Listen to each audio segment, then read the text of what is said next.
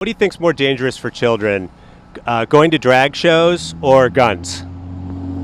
They're drag shows, if you ask me. Yeah, kids can own guns legitimately. Use them the right way.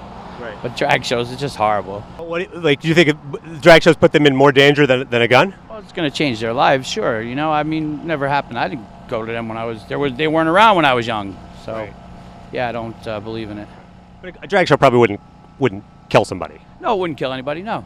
Why does this man believe drag shows are more dangerous than guns? Why are we even comparing guns to drag shows? And what does his answer reveal about the conservative frameworks shaping Republican ideals? Firstly, I can't help but state the obvious. Drag shows are not comparable to guns.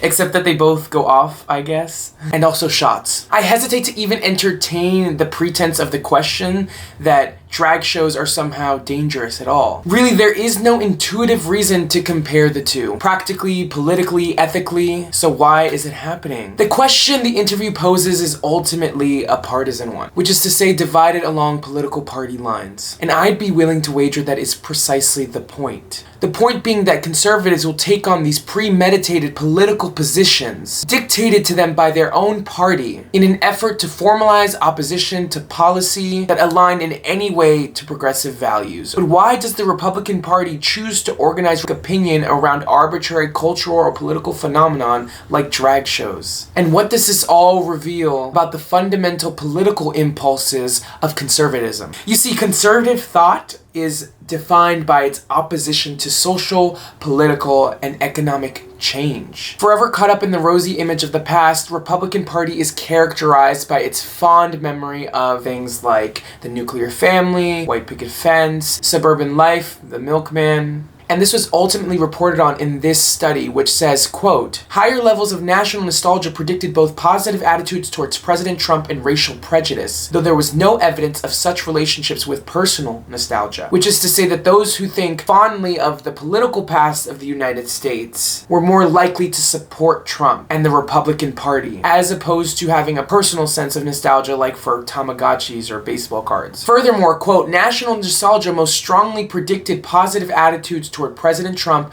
among those high in racial prejudice. Nostalgia's positive relationship with racial prejudice was partially mediated by perceived outgroup threat. And this comes at no surprise considering the uneven representation of marginalized groups along party lines. This aversion to novel ideas of governance or personhood define conservative positions on all types of issues across the country, from the economy to social and racial justice and even international affairs. And these regressive sensibilities, which have been wholesale packaged into the Republican ticket, have conditioned the American people to answer to politically charged dilemmas along these lines in spite of any sense of ethics or common sense. For this older individual and the Conservative Party at large, the danger of drag shows represents the inevitable takeover of radical progressive politics, an unfamiliar future disinterested in the needs and priorities of those that it is seeking to replace. In this way, drag shows, or any other political or social stand-in for progressive policy, is not argued on its own merits. It's not argued on the merits of safety. But in fact, it's an exercise in politics. And ultimately, Republican disdain is not motivated